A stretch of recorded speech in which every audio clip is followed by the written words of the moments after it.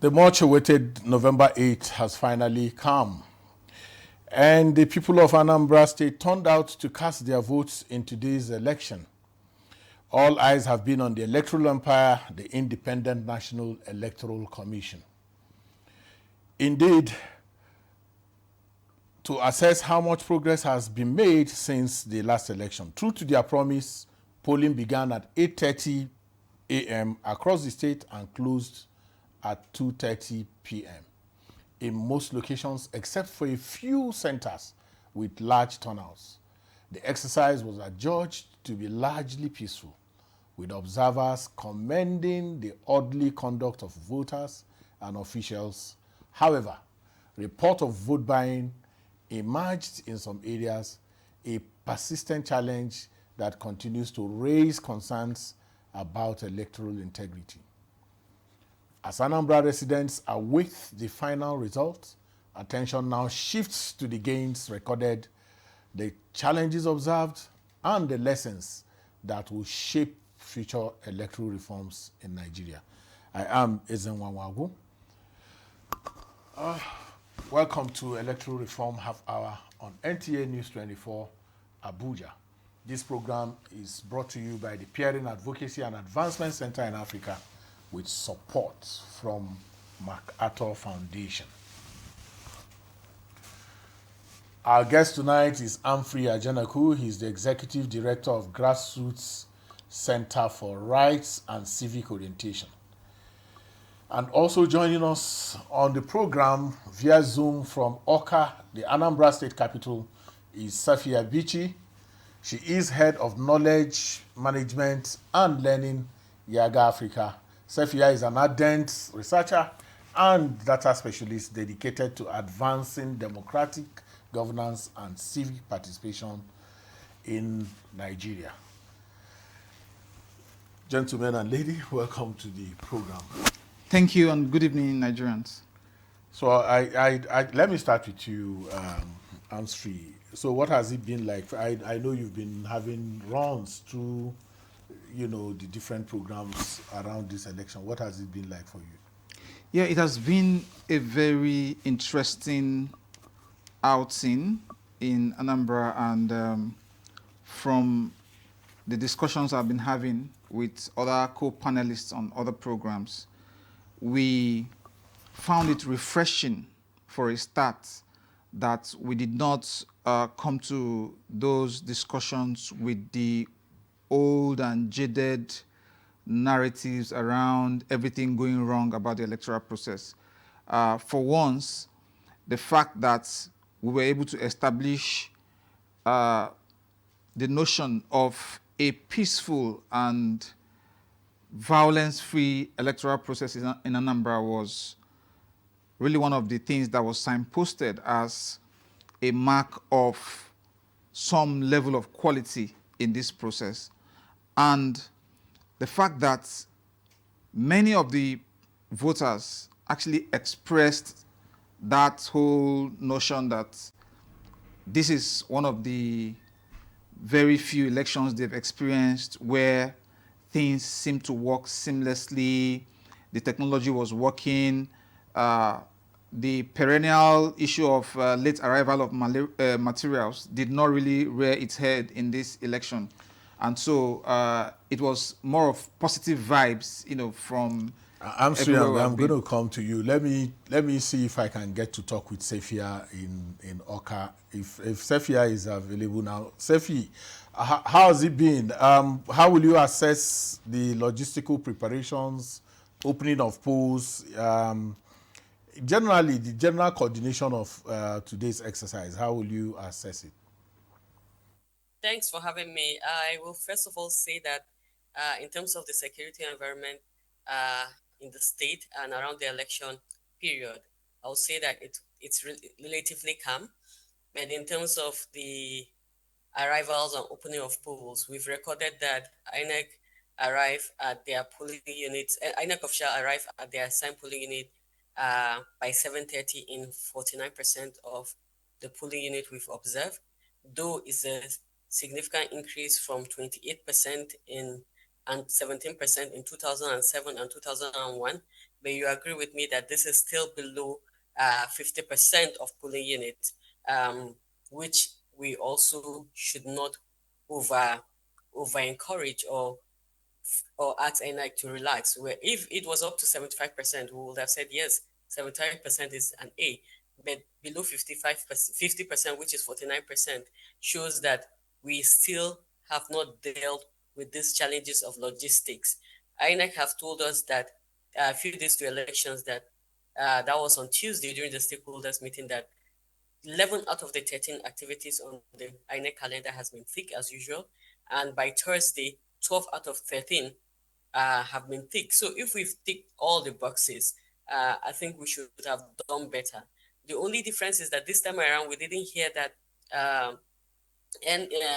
NURT and all the logistics company, they usually engage holding them hostage, as we've usually heard. But we think that INEC could do better. They've done a lot. They've done better than what they had.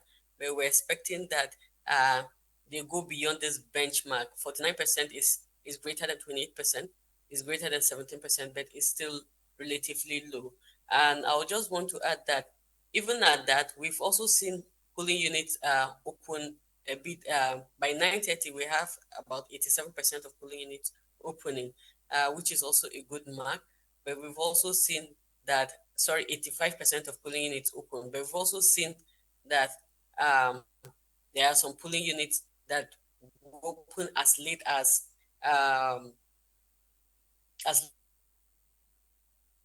10:30 and even beyond 10:30, between 10:30 and 12 polling units. We saw 5% of our polling units were opening between 10:30 to 12, which is also too late.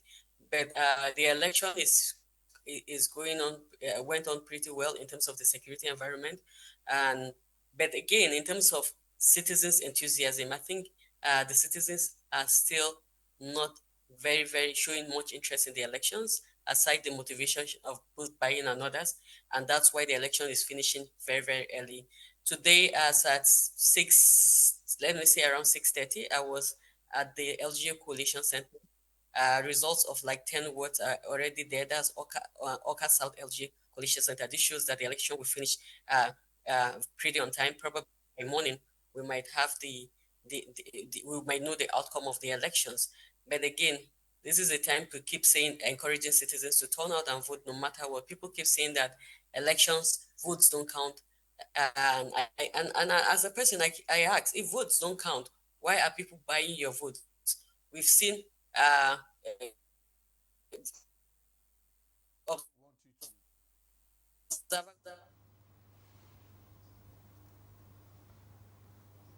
Okay, so there is just a little challenge with our connection with Safia.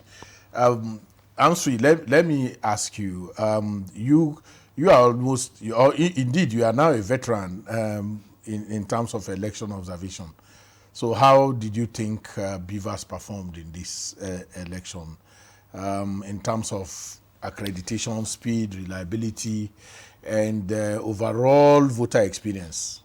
Yeah, I think this time around, compared to past elections, we have seen the Beavers perform a lot more exceptionally than, of course, this is comparative because we have become so used to the culture of talking about relatively peaceful election, relatively transparent election. So we have to benchmark with what had obtained in the past. And so, based on the feedback that I've been getting and from all of the sources I've been following to get data on this election, there has been a much more seamless performance of the Beavers. And that's to say that some things have happened this time around in terms of probably training and then the retooling of the ad hoc staff to be able to better handle the device than we have seen in previous experiences where we saw ad hoc staff that were really challenged in terms of how they handle and then troubleshoot the devices. So a lot of the voters that spoke and talked about their experience with the beavers definitely had testimonies which said, oh, this worked seamlessly. It got us accredited and we voted in a few minutes, unlike where in the past you had voters struggling to go through the process even in 10 minutes, and that's causing delays in the process. But So Armsfree, technology has become a defining feature of our elections, and truth is, even in 2023, the beavers performed excellently. Reports, of course, say it performed 96% in the places where it was deployed, and that for me was a good one. So in terms of voter accreditation to result, do you think our current framework is strong enough?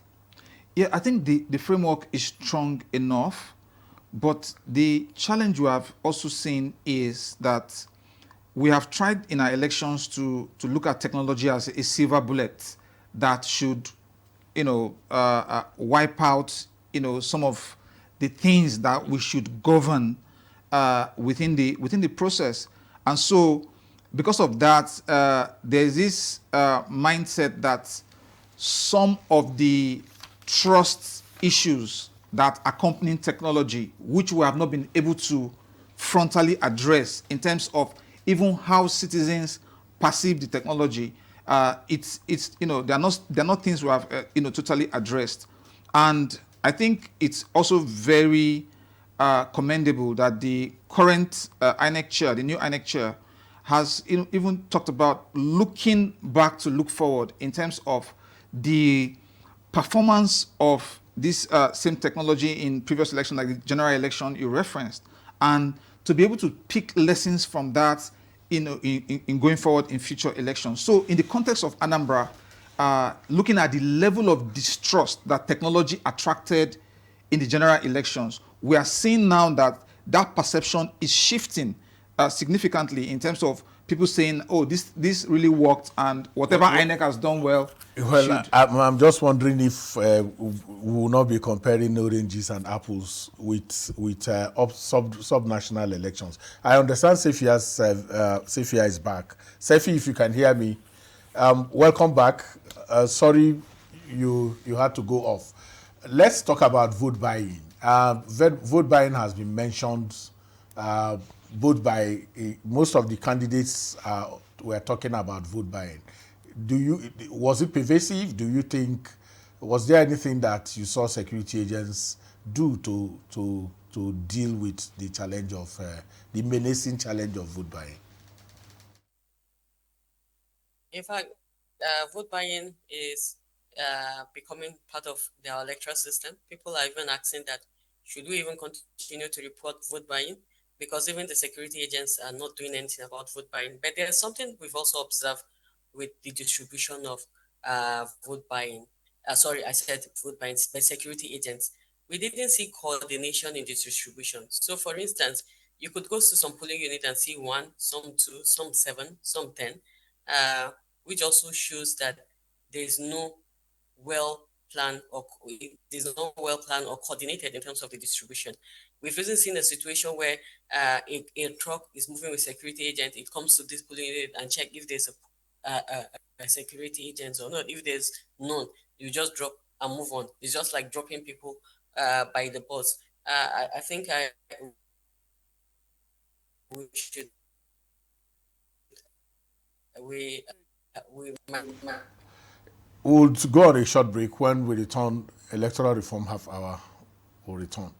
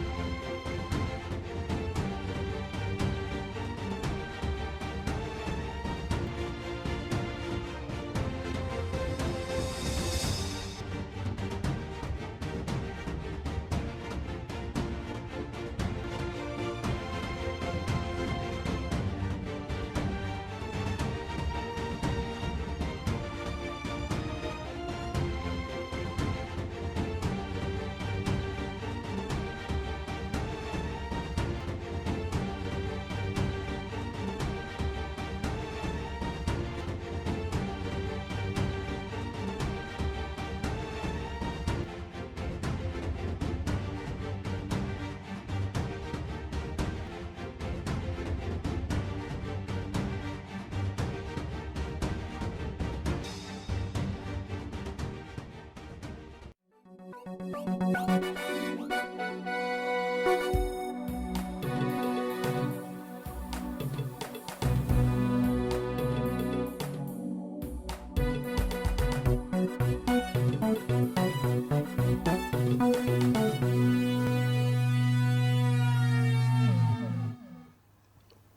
back. We'll be talking with Ajanaku, Armsfree, and Safia Bichi, who is joining us via Zoom from OCA.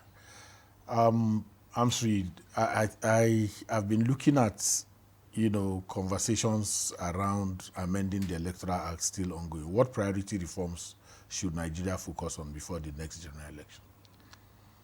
The time before the next general election is really very, very short. And so we must now focus on a bouquet of reform that will expand participation and remove barriers for the Nigerian people to really be a part of the electoral process. And one of the major reform I think we would need to pursue is the question of the PVC, looking at the fact that currently, even in the context of Anambra, around 63% of PVCs were collected. It means that you have a large chunk of PVCs that were not collected. And our argument in civil society is that if you have a PVC collection process, which is now becoming like a stumbling block for citizens to participate in the process, then of course that has to give way, especially now that we have a lot of the data of voters captured, and people can use other means of identification. They can download a voter slip from the website of INEC, and then so you remove that whole barrier of people having to travel from their villages to go to somewhere to pick up a PVC, and many of these PVCs never get picked up. And of course, when we also talk about addressing the cost of elections, the printing of PVC, if you remove that, I think it significantly reduces the cost. And so this is one aspect of reform. The other aspect of reform, which I think is fundamental, has to do with the participation of historically marginalized groups. For example, we're talking about special seats for women. This is something that has to be looked at quickly, and of course, campaign financing, because the political process itself is being priced away from the reach of our people. So those reforms need to be in place such that there's access for youth, women, and people with disabilities. And then, of course, we can also talk about reform in terms of access to the media. We saw that in Anambra. One of the observers today kind of alluded to that, where he said he traveled for almost 40 minutes, and he noticed that the only posters he could see were the posters of the ruling party. Of course, that was an access issue because the state signage agency had put in place a fee of 50 million, which many of the other political parties could not really afford. And of course, that denied them access to be able to use what should be a public space to also advertise their political programs. So some of those important reforms need to be in place, but it will be also important not to be too over ambitious in those reforms, such that we don't take on board reforms that we cannot achieve before 2027. We stick with the ones that we know they are achievable before that date, and then it ensures that the EMB, election management bodies, are well prepared for the elections in 2027. Safia, I understand your back and your video is okay now.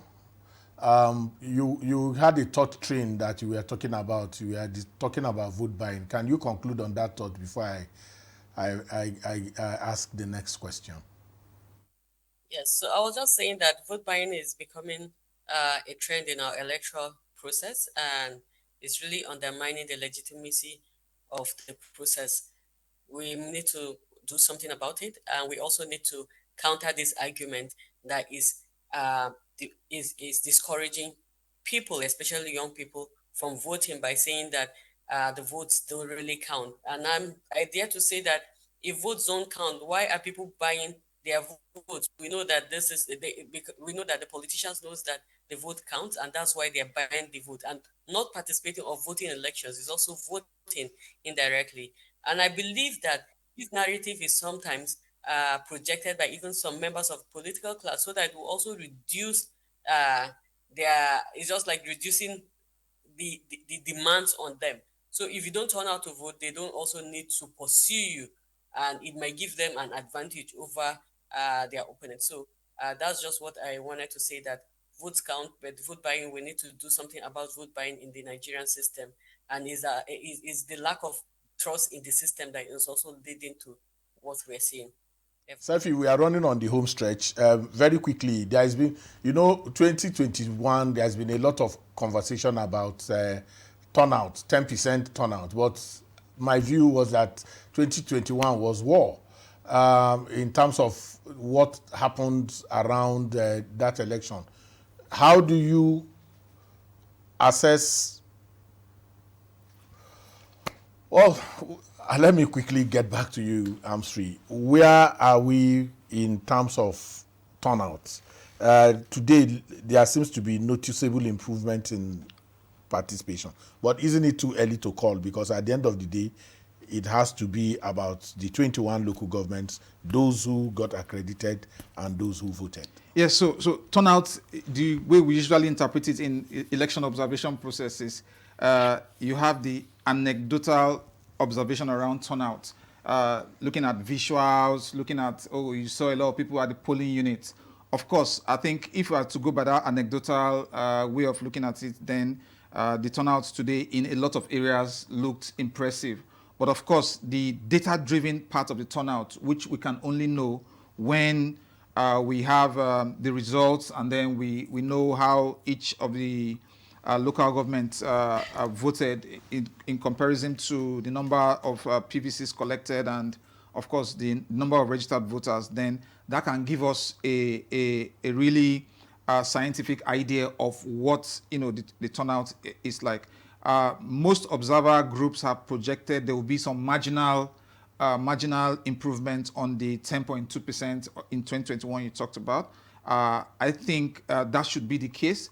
But of course, the whole discussion around turnout also feeds back to the whole discussion around how do we get the people to now participate robustly in the process. Because we've heard a lot of people talk about the vote will not count, like Safia was mentioning. And of course, we need to get those people convinced that their votes can truly count and get them to come out to vote.